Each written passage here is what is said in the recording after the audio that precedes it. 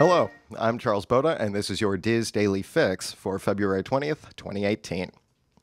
The latest news in the ongoing negotiations between the Walt Disney Company and union representing cast members involves a lawsuit being filed against Disney by the Service Trades Council Union, with allegations that the recent $1,000 cash payout the company is giving cast members in response to the Trump administration's tax cuts is being used to extort union members during wage negotiations. At a press conference yesterday, the unions announced a federal unfair labor practice charge they've filed with the National Labor Relations Board. According to the STCU, which represents 38,000 Walt Disney World cast members from 6 local member unions, Disney has told union members that they would not be receiving the $1,000 bonus unless they accept the most recent wage offer.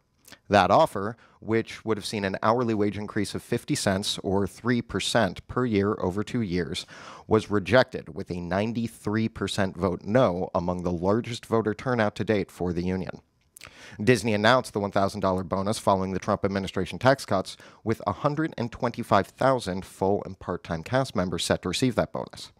According to the Unite Here website, whose locals 362 and 737 are part of the STCU, the $1,000 has been offered unconditionally to over 80,000 employees who are either not unionized or are covered by unions not currently negotiating contracts. But according to Disney's proposal in Orlando, if the unionized employees do not accept Disney's offer by August 31st, the bonus offer will expire. Now, the charges leveled at Disney allege that they are discriminating against the 38,000 unionized cast members because of the ongoing negotiations. Eric Clinton, president of Unite Here Local 362, said yesterday, "Today, Disney made a proposal in wage negotiations that our members would only receive that $1,000 bonus if we accepted the same 50-cent raise we just rejected in December. In other words, Disney said, you can have $1,000 if you agree to stay poor." Disney Channel's Andi Mack has been renewed for a 3rd season. President and Chief Creative Officer at Disney Channel's Worldwide, Gary Marsh, had this to say about the renewal. "A series about a girl discovering that her sister is really her mother was new territory for Disney Channel, but Terry's honest, authentic storytelling allowed our audience to connect deeply to these characters and their journeys of self-discovery. What she's crafted stands as a high-water benchmark for kids and family storytelling around the world." Now, the Terry he is referring to is, of course, the show's creator, Terry Minsky. The series cast includes Peyton Elizabeth Lee as the titular Andi Mack, Lillian Bowden, Joshua Rush, Sophia Wiley, and Asher Angel. The 3rd season will debut later in 2018, but that is only after the 2nd season finishes up with 12 new episodes starting in June. The series' 2nd season premiere contained Disney Channel's first gay storyline, as the character of Cyrus Goodman came out to his friends. A major I-4 on-ramp smack dab in the theme park district has been closed for construction and won't reopen for approximately 5 months. As part of the increasingly frustrating source of pride for the city's government, the Ultimate I-4 project, I-4 Ultimate project, the on-ramp from Universal Boulevard will allow construction crews to complete the Kirkman Road interchange.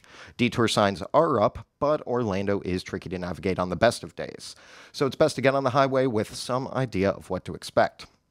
Motorists traveling northbound on Universal Boulevard to eastbound I-4 will continue north on Universal Boulevard, turn right onto Major Boulevard, turn right onto Caravan Court, turn right onto International Drive, turn right onto Kirkman Road, and then follow the signs to eastbound I-4 on-ramp.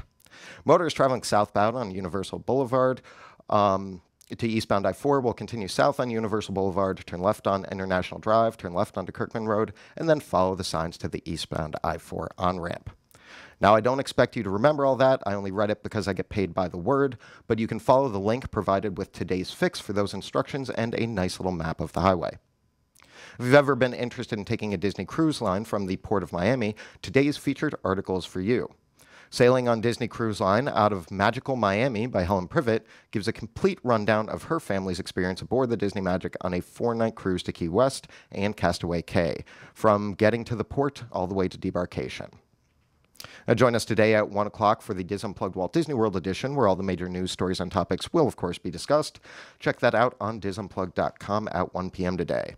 For the weather today, Orlando will have partly cloudy skies with a high of 86 and a low of 68, and those in Anaheim will have a sunny day with a much cooler high of 62 and a low of 40.